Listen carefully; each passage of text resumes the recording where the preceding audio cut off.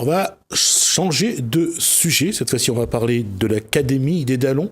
Lors d'une émission, on a parlé un petit peu de ce que c'est la structure. On va y revenir. On en parle dans Gadiam Réunionnais.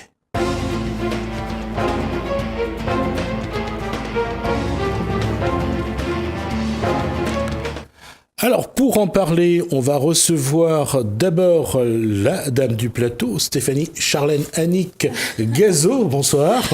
Bonjour.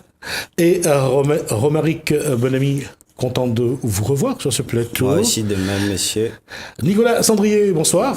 Bonsoir. Alors, Yvan, on ne peut pas dire Ivan ou Yvan. Ivan. Galmar, bonsoir. Bonsoir. Alors, et Nolwenn Gallet, bonsoir. On va juste rappeler d'abord quelque chose.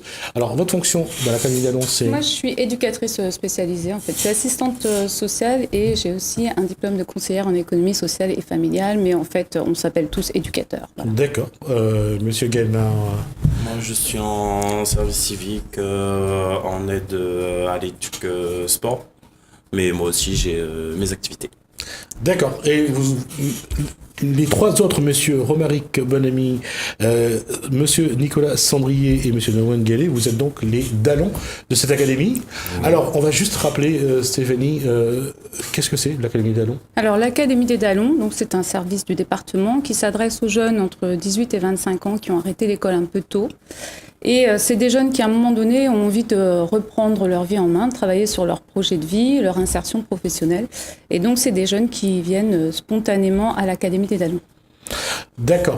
Alors, pour moi, pour ceux qui regardent, comment vous choisissez également ces jeunes ? Comment se fait le choix ? Et comment vous vous arrêtez sur leur motivation ? Alors nous, ce qui est important à l'Académie, c'est que les jeunes soient vraiment volontaires, donc qu'ils aient envie de venir. Et surtout, ce qu'on va regarder, c'est la motivation. Les raisons qui font qu'ils viennent à l'Académie. Donc on a la chance d'avoir des jeunes qui sont motivés et qui ont une grande réflexion finalement sur les freins qu'ils ont aujourd'hui par rapport à leur insertion professionnelle. Alors, messieurs, je reviens sur la question. Qu'est-ce qui vous a motivé à aller à l'Académie des Dallons, monsieur Gallet ? Tout simplement, c'est déjà l'envie d'avancer et de prendre un choix sur soi-même et dire que voilà, il faut faire des choix dans la vie, avancer, aller chercher ce qu'on veut. D'accord. Tout simplement. Monsieur Bonamy, on revient sur vos motivations ? Oui, c'est la même chose un peu que monsieur Gallet. C'est de voir une autre horizon, un autre chemin de vie et un bon cadre pour avancer. D'accord. Monsieur Sandrier, qu'est-ce qui vous a amené là ?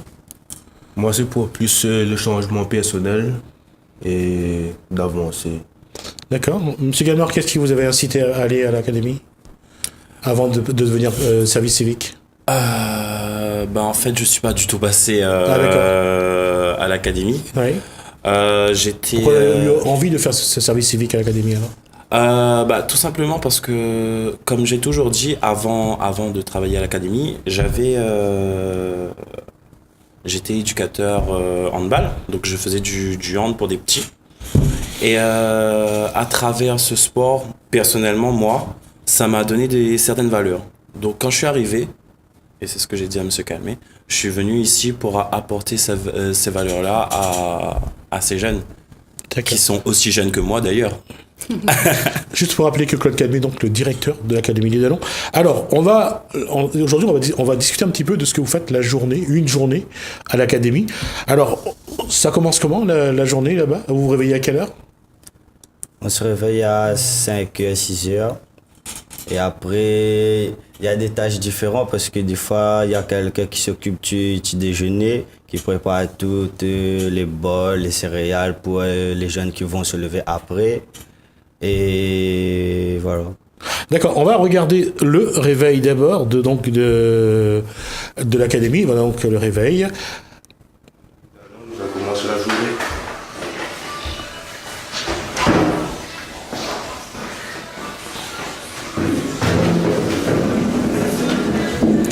Alors on va continuer la discussion. Alors là c'est donc alors comment ça se passe la mise en place du petit déjeuner ? Mais voilà, là c'est le responsable de la journée du déjeuner. Là, il met tout en place, il prépare tout. Pour les autres qui vont descendre dans un instant, manger après. D'accord. Comment est désigné celui qui est responsable du petit déjeuner? Alors il y a une liste, et il y a des différentes tâches à faire et on note les noms à chaque tâche. D'accord. Ça se passe bien ou on trouve qu'on donne trop de boulot à l'un et pas assez à l'autre? Non, ça va, les tâches sont dispersées entre les dallons et ça se passe bien. L'objectif, c'est que chacun ait une responsabilité aussi et doivent répondre D'accord. de cette responsabilité. autonomie. Exactement. Quelle est l'ambiance le matin au petit-déj? Très calme. Convivial. D'accord, vous racontez, pensez plus à la journée, ou vous racontez plus comment a été votre nuit, comment vous l'avez passée. Les deux. Il y a de tout, il y a tous les sujets. Il y a tous les sujets. Oui. Il y a beaucoup de bonne humeur aussi. D'accord. Alors on reste sur la journée. On va regarder les activités régulières que vous avez là-bas. Donc là, le matin après le petit déjeuner, vous avez donc.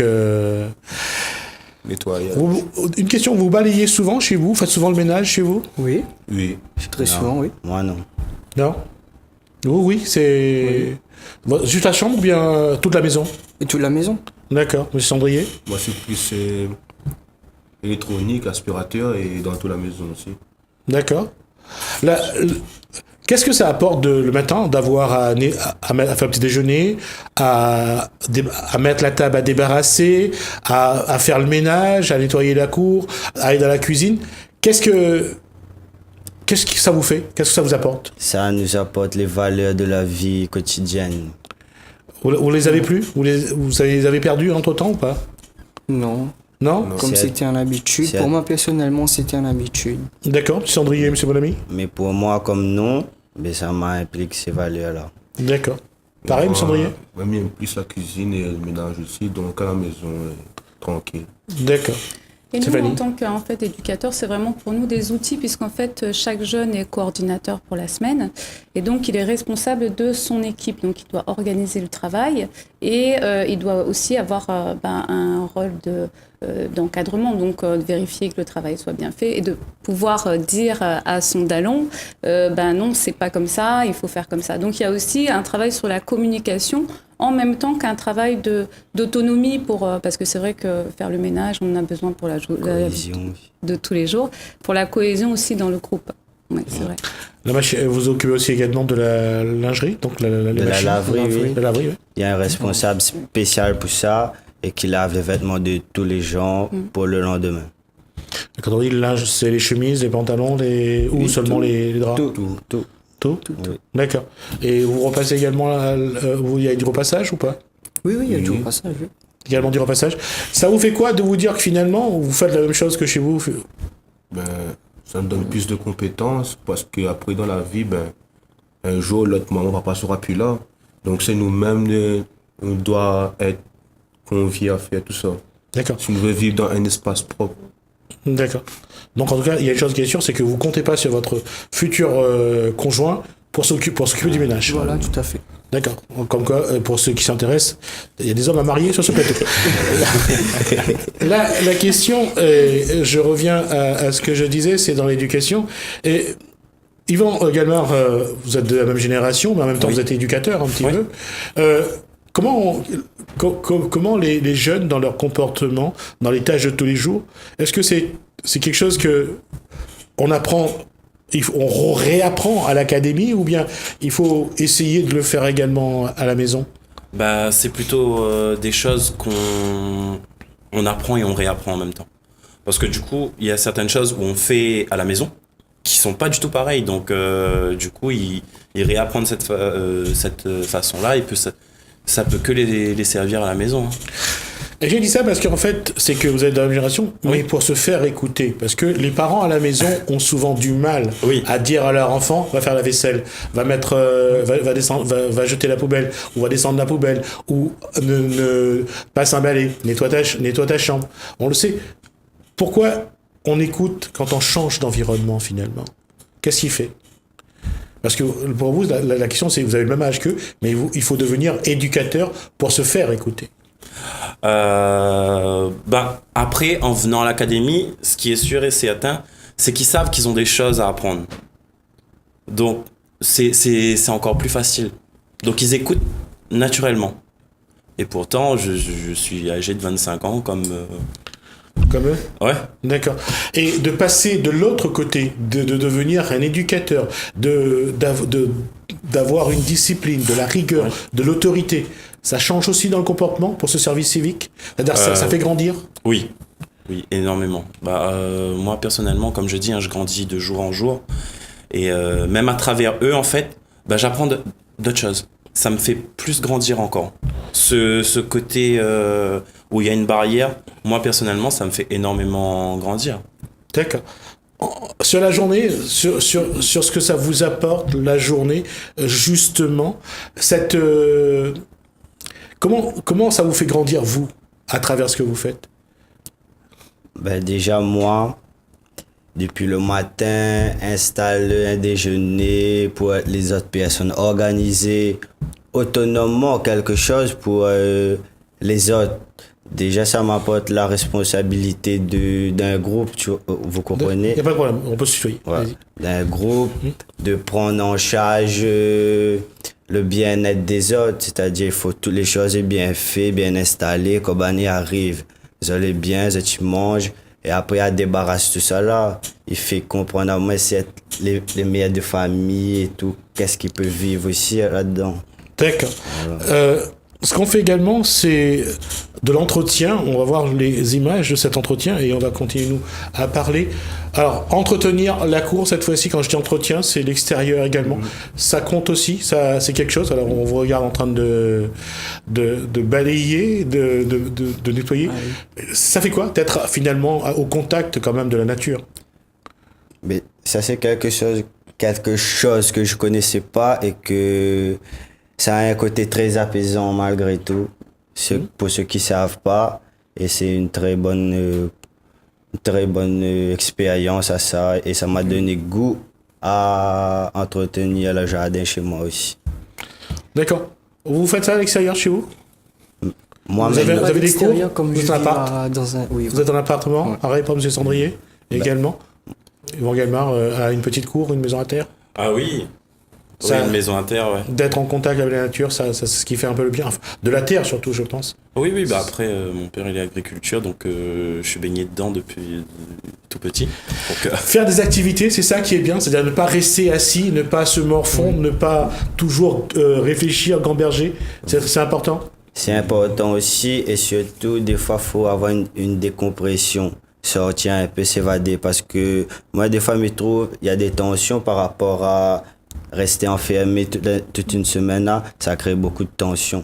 D'accord. C'est pour ça que la séance à la piscine, on voit les images, les séances à la piscine, c'est ça qui apporte aussi un petit peu ces moments d'apaisement, de relaxation. Effectivement, oui, monsieur. C'est aussi en lien, parce qu'ils ont un raid qui se prépare en plongée.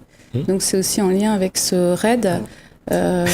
Qui est du coup une façon de dépasser la peur de la plongée, et donc là c'est toute la préparation. Moi je voulais aussi revenir sur les activités du matin. Je pense qu'on n'a pas tellement à reprendre nous les jeunes dans leurs activités, parce que comme je disais, on travaille vraiment avec des adultes, et donc c'est eux qui sont responsables de leur mission, et donc c'est entre eux que se fait la régulation. Et bien souvent s'il y en a un qui fait pas le ménage ou qui fait pas le travail dans le jardin, c'est ses collègues qui vont le chercher pour lui dire là attends, ça peut pas se passer comme ça, etc.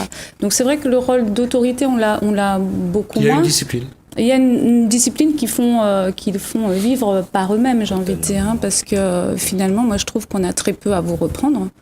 Et on a affaire à des adultes, et c'est vrai que c'est plaisant parce qu'on arrive quasiment à la fin.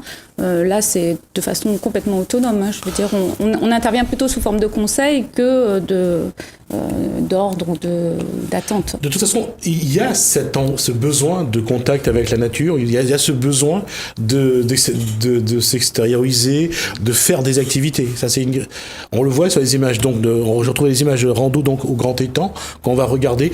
Qu'est-ce que ça vous apporte justement ces sorties dans la journée, d'avoir à faire des activités extérieures? Ça apporte quoi aux jeunes? Moi, franchement, ça m'apporte l'amour de la nature. C'est que on habite dans des civilisations, monsieur, tout est urbanisé et tout. Ça nous redonne goût à la richesse de la Réunion. Et pour Monsieur Sandrier, Monsieur Gallet, quand on vit ce genre d'expérience, ça fait quoi? En fait, la nature, c'est une vraie expérience. Il y a beaucoup de trucs à découvrir. Je trouve ça que c'est vraiment bien. Et la nature nous permet de nous évader aussi, de décompresser, d'oublier un peu les choses négatives. Ça enlève un peu la pression. Et Beaucoup. Oui, ça aide beaucoup. Pour l'éducateur sportif, qui est monsieur Yvan Galmar, quand il joue au handball avec vous, il se donne vraiment à fond, on voit qu'ils ont besoin de dépenser. Oui. Oui. Donc, quand ils jouent déjà avec nous, bah, non seulement on le fait d'une façon ludique où ils apprennent des choses, genre la solidarité, etc. Mais ils le font aussi pour se dépasser eux-mêmes et oui, ils sont à fond. Il y a une chose aussi qui est vraie, il faut le dire, c'est que cette concentration d'énergie, de tension parfois, il faut trouver un moyen de s'en débarrasser, parce que parfois vous retenez aussi, vous apprenez à vous contrôler. On verra ça dans une autre émission, on verra entre autres le jeu de rôle de Stéphanie. Mais là je parle du fait que vous avez en vous des colères, vous avez en vous aussi des souffrances, qu'il faut aussi apprendre. Vous apprenez à évacuer, à c'est ça? digérer aussi.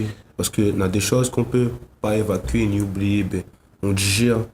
Il y a des personnes, quand elles sont tristes, ils tournent vers la musique, danser et tout. Ben, nous, à l'académie, on préfère plus de faire sport.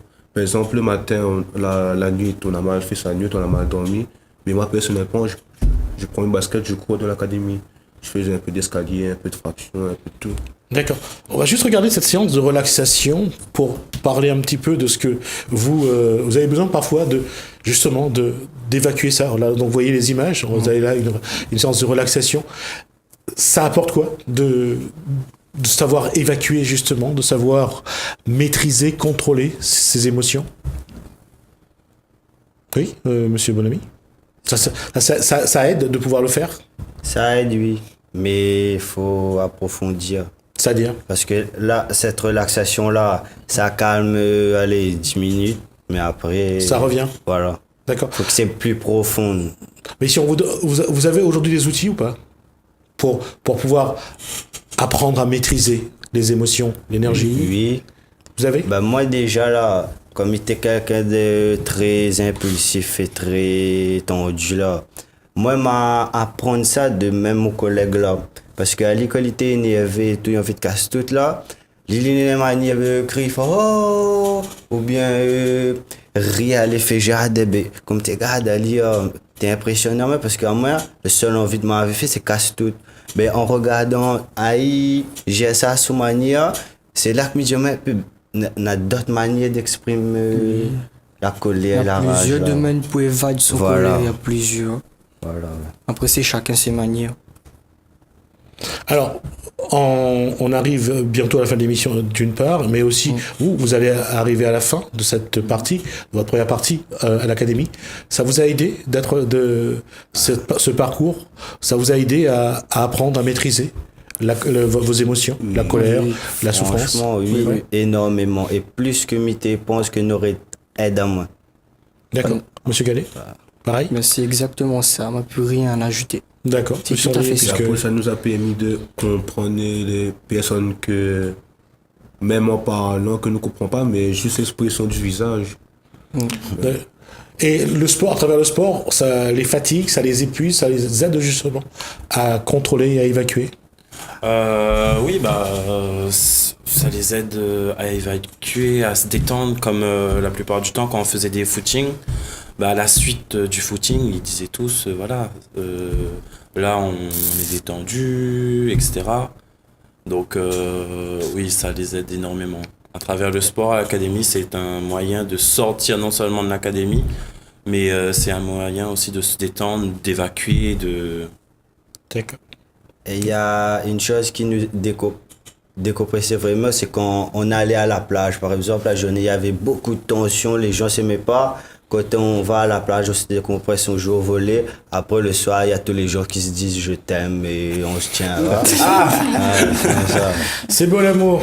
Je voulais conclure là-dessus, Stéphanie Gazeau. Vous travaillez également sur l'affirmation de soi, Oui. qu'ils essayent vraiment de regarder ce qu'ils ont de bien en eux. En tout cas, c'est un des compétences que vous avez et du rôle et des missions que vous avez. Est-ce que en 2 mois, est-ce que vous réussissez justement à leur donner une autre image? Alors oui, il y a un travail sur l'image, mais je dirais que ça, c'est à travers tous les ateliers. Puis eux-mêmes prennent conscience par eux-mêmes de leurs compétences. Après, je trouve qu'il y a un gros travail sur la communication, c'est-à-dire que la gestion des émotions, de la colère, des tensions, on apprend à la faire par le biais de la parole. Et je pense que c'est là où ils gagnent maintenant et ils sont capables de dire je ne suis pas d'accord avec toi sans qu'on soit fâché, parce qu'on va en rediscuter après. On peut se dire les choses sans forcément tomber dans de l'agressivité. Et je trouve que c'est là où ils gagnent. On a un petit peu plus de souplesse finalement dans la façon de réagir par rapport à une frustration ou un problème de la vie de tous les jours.